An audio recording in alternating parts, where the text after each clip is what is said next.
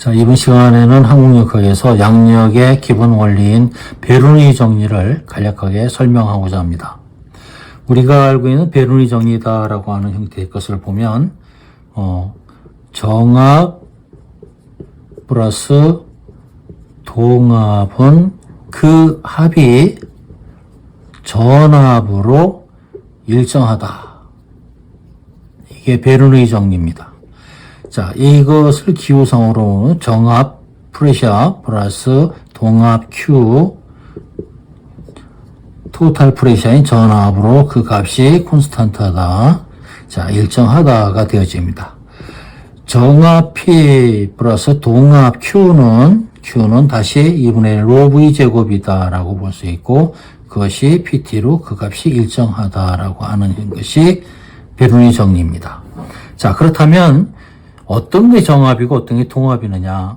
우리 간략하게 말로 설명하라고 그러면 설명이 잘 안 됩니다. 그래서 우리가 그것을 가장 쉽게 이해할 수 있는 방법으로 여러분들에게 소개를 한다면, 정합이다라고 하는 것은 정체된 압력, 움직임이 없는 압력. 하지만 우리 눈에는 보이지 아니하는 그런 압력입니다. 그래서 그 정합을 보려고 하면 어떻게 해야 되느냐? 자, 여기에 간단하게 종이가 있습니다. 이런 종이는 예를 들어서 이게 5g이다. 그럼 5g의 무게에 의한 중력 가속도를 가지고 떨어지겠죠. 떨어지는 속도는 이와 같은 무게는 동일한데 이렇게 떨어뜨렸을 때와 이렇게 떨어졌을 때는 떨어지는 속도가 달라지게 됩니다. 넓은 면적으로 떠받쳐지는 대기의 압력이라고 하는 정체된 압력이 있기 때문이죠. 그 압력을 받지 아니하는 좁은 면적으로 떨어질 때는 동일한 그 무게의 값인데도 빠르게 떨어지게 되고, 떠받쳐지는 만큼 넓은 면으로 떨어지게 되면 천천히 떨어지게 되는 거죠. 그래서 우리가 이런 떠받쳐진다라고 하는 대기의 압력이라고 하는 것, 떠받쳐진다라고 받쳐주고 있는 그 압력, 우리 눈에는 보이지 않지만 대기상의 압력이다라고 하는 것이 움직임이 없는 그러한 압력을 우린 정합이다라고 하고 있고요. 자, 그렇다면 동합은 어떤 것을 동합이라고 하느냐? 움직이는 압력이라는 거죠. 그래서 움직이는 압력을 어떻게 볼 수 있느냐?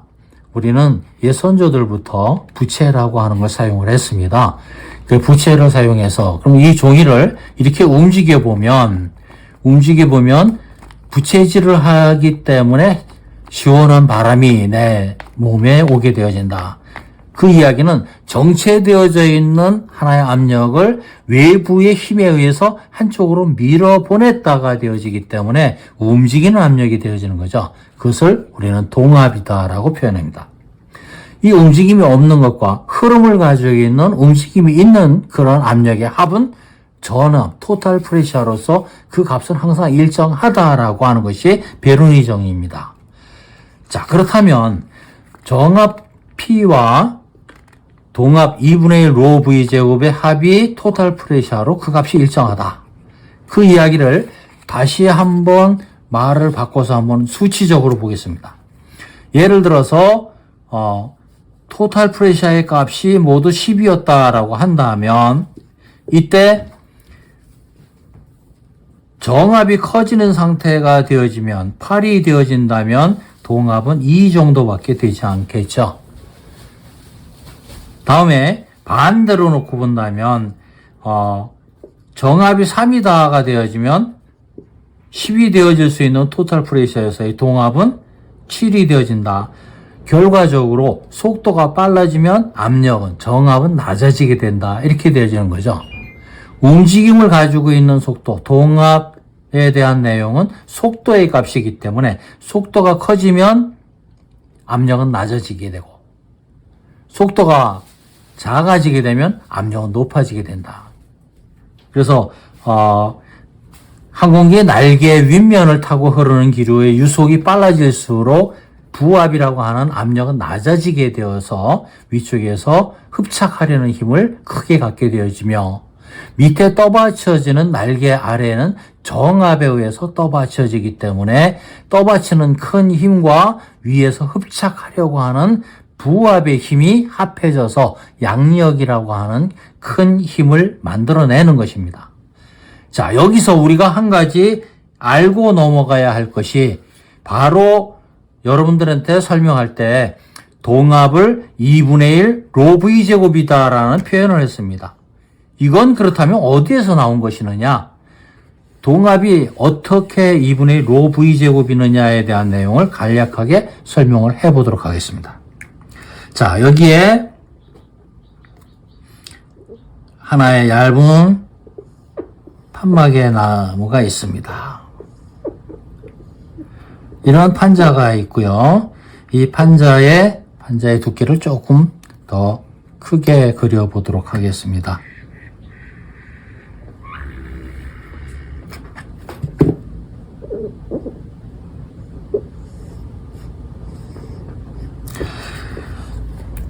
자, 이런 판자의 면적은 S입니다. 여기에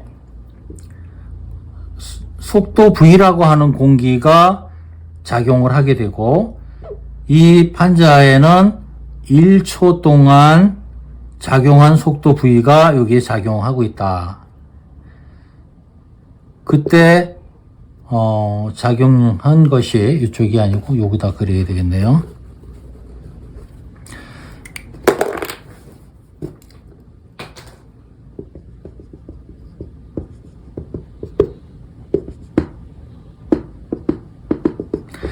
여기 1초 곱하기 V라고 하는 속도만큼이 여기에 작용을 하고 있습니다. 자, 작용되어지는 것은 유속 V라고 하는 속도 V만큼의 것이 공기가 면적 S만큼의 판막에 와서 부딪힌 거죠. 자, 부딪혔을 때에 1초 동안에 작용한 공기는 부딪힐 때 가운데 부위는 직접적으로 닿아서 압력으로 작용하지만 가축 부위는 이렇게 옆을 돌아서 흘러나가게 되죠. 이런 상태가 되었을 때 전체의 공기의 100%라고 할 때에 여기에 작용하는 것은 1초 동안 작용한 것은 0.64만큼의 양만큼 작용이 되었다. 그 100이라고 하면 64%만큼이 작용하였고 36%는 유실되어 빠져나갔다가 되어지는 거죠. 옆면으로. 그래서 공기가 작용되어질 때 이와 같은 판에다가 평판을 놓고 공기가 작용한 부위를 놓고 보니까 1초 동안에 작용했다. 그래서 원래의 유속에다가 곱하기 1초간 작용한 속도 V를 곱하기 때문에 V제곱이라고 하는 값이 나왔고요. 다음에 2분의 1이라고 하는 상수는 어디에서 나왔느냐?